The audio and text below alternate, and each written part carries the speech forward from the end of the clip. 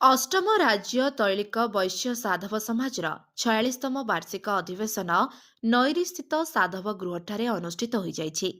सभापति रघुनाथ साहुଙ୍କ सभापतित्वରେ सभा परिचालित ହୋଇଥିଲା। प्रथमे स्वजातीय पताका उत्तोलन କରିବା सह भागवत पठन ଓ 46ଟି प्रदीप प्रज्वलन पूर्वक सभा उद्घाटन କରାଯାଇଥିଲା। भागवत देवଙ୍କୁ विजय कराई शताधिक स्वजातीय भाईମାନଙ୍କ सहित नगर परिभ्रमण କରାଯାଇଥିଲା। कार्यक्रम चलित वर्ष मध्य स्वर्गारोहण करथिबा अमर आत्मार सद्गति निमंते 1 मिनिट्र नीरव प्रार्थना होइथिला। छोट छोट बालक मानक द्वारा स्वागत संगीत सहित निर्वाहिका संगीत गान करा जायथिला। अष्टम राज्य अंतर्गत भाई मानकर सुख दुख बुझिबा सहित श्रृंखला करा जायथिला। संगठन को सुदृढ़ करबा पई अतिथि माने निज निजर ओजस्विनी भाषण रखिथिले। भातृत्व भाव वृद्धि और संगठन को सुदृढ़ करने, महिला मानक संगठन में सामिल करने, सुख दुखे साहाय्य सहयोग करने, असहाय मानक सहायता प्रदान पूर्वक गरीब छात्र छात्री मानक आर्थिक सहायता प्रदान कर उच्च शिक्षा पढ़ार व्यवस्था करने अतिथि माने मंतव्य रखिथिले। कार्यक्रम में चलित वर्ष ओडिशा प्रशासनिक परीक्षा 171 क्रमांक कृतकार्य होइतिबा बाणपुर गाँवर जातिर गौरव छात्री सस्मिता साहू को सम्मानित करा सहित छात्री पिता प्रमोद कुमार साहू को मध्य सम्मानित करा जायथिला। चलित वर्ष 10वीं श्रेणी परीक्षा सर्वाधिक नंबर रखिथिबा छात्र दिव्य प्रकाश साहू, हिमांशु शेखर साहू, आशीष कुमार साहू को नगद आर्थिक राशि सहायता सह सर्टिफिकेट दे सम्मानित करा जायथिला।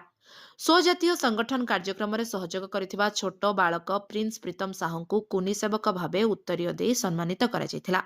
मंगलाजोड़ी, नईरी, रणपुर, सिक, बाणपुर, गोड़ीपदर, मुगमंडा और सरपारी राज्यर सभापति, संपादक और कर्मकर्ता समेत आखपाख 50टी गाँवर स्वजातीय भाई माने उपस्थित रहिथिले।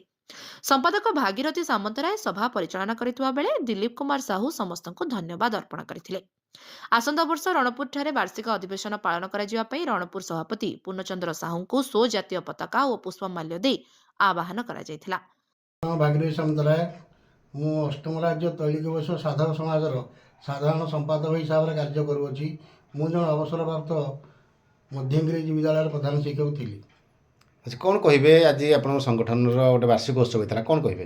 ये संगठन टी आमर अति पुरातन संगठन, बहु पुरातन काल आम देखी आसी संगठन टी परिचालित होची। यार मुख्य उद्देश्य होची जे भाईचारा, भातृभाव, बड़ा बंधु मिलन। यहाँ पुरी बारितलू आरंभ कर एपटे रणपुर पर्यंत बाणपुर ठारो एपटे आमर बौलाबंध नईरी विराट बड़ इलाका को लेकिन गठन कराई। या आम 8टी भागरे विभक्त करूँ। 8 खंड भाग मध्य प्रति वर्ष प्रति भागरे गोटे गोटे बैठक करा जाए। वार्षिक सम्मेलन जहाँ आम कहूँ परिशेष गोटे बड़ सम्मेलन करा जाए। यहाँ गोटे गोटे राज्य में पाली पड़ी थाए। ए वर्ष नईरी राज्य में पाली पड़ी था। ये आम महासभाटी संगठित करूँ। आम उद्देश्य हूँ भाईचारा। तत्संगे संगे जो मैंने गरीब मेधावी पिला अच्छा से आम किछिटा सक्षमते आर्थिक प्रोत्साहन दे था। जो मैंने निरीह लोक अच्छा से मध्य किछिटा आम सहायता प्रदान करिथाउ।